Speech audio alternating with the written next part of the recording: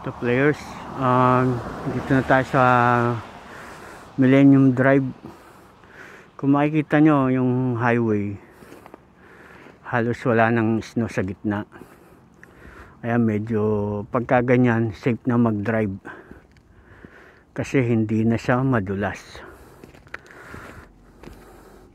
Pero pag may snow yan, madulas yan. Ayun, nakita nyo medyo -11.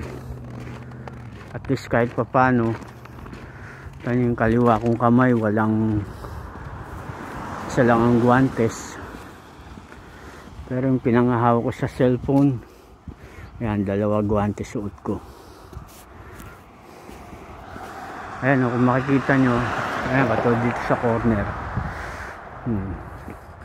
Ayun, may mga snow pa sa gitna ng kalsada. Yung street na yon, ayan, delikado yun sa sasakyan. Kasi ba, ayan, dudulas ka pa dyan. Pero dito sa main road, wow, sarap maglakad dito.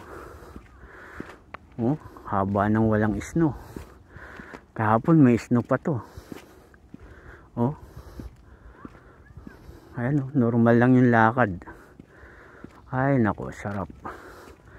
Ayan, yung dune buggy na dumaan, ayun siya, hindi siya umikot. Ayan, dito may shortcut.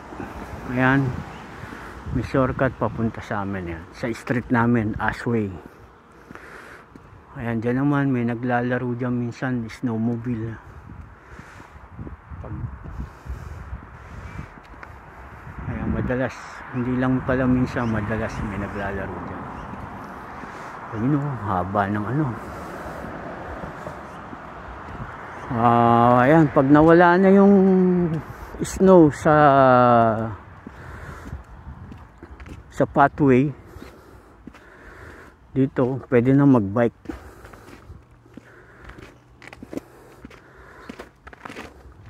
Ayan, yung corner naman yan, yung crossing na yan is Rainbow Creek. Ayan, Rainbow Creek. Ayan, papunta tayo sa kanto ng stoplight. Papunta sa amin is pakanan.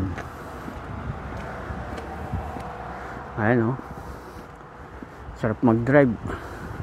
Nga pala, may lisensya na nga pala ako dito. Kaso hindi ako pwede mag-drive ng wala akong kasamang class 5 driver o class 4, class 3. Ang lisensya ko is class 7. Kung ikukumpara sa atin is student license. Ngayon, bago ako makakuha ng class 5, kailangan ko munang pumasa sa road test. Pag nakapasa ako doon, may isuhan na ako ng class 5 license. Pwede na ako mag-drive ng solo. Kaya ngayon, hindi ko muna pinipilit mag-drive. Tapos, medyo konting review. Kasi mahirap ang dito bago ka makapasa. Mahigpit ang examiner. Talagang totoong exam ka. Now players, nandito tayo sa kanto ng Rainbow Creek. Players, pa kanan na ako ngayon.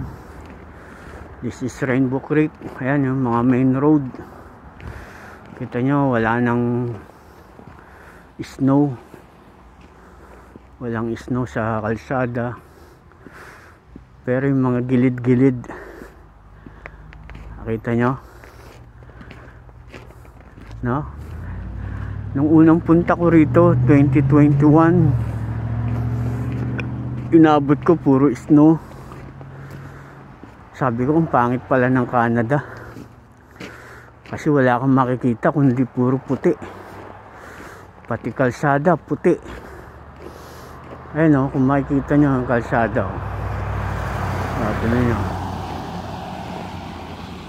Ito wala nang snow. Ito may snow pa ito madulas to, delikado. Kaya medyo ayoko mag-drive kasi dudulas ka talaga. Yung kapitbahay ko ayun may kasamang 5 bata. Laki ng kita niyan. 5 yung alaga niyang bata kasi meron silang daycare. Ito pabalik na ako sa likod. Pabalik na ako sa bahay. Itong unang bahay, ayan, Canadian ang may-ari. Ngayon itong pangalawa, ayan, dinalaw na ako nyan sa bahay. Pinuntahan ako si Mamboy. Ayan, may-ari nyan, mga Pinoy. Ayan, siya lang gumawa nyan gusto ko rin makagawa ng ganyan. Tapos itong katabi namin, Canadian din. Ayan.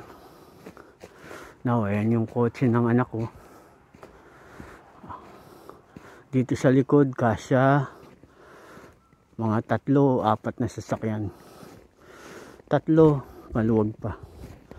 4 siguro masigip na. Ayan, kung makikita nyo, ito yung bahay ng aking anak. Ayan, may nakasaksak na extension.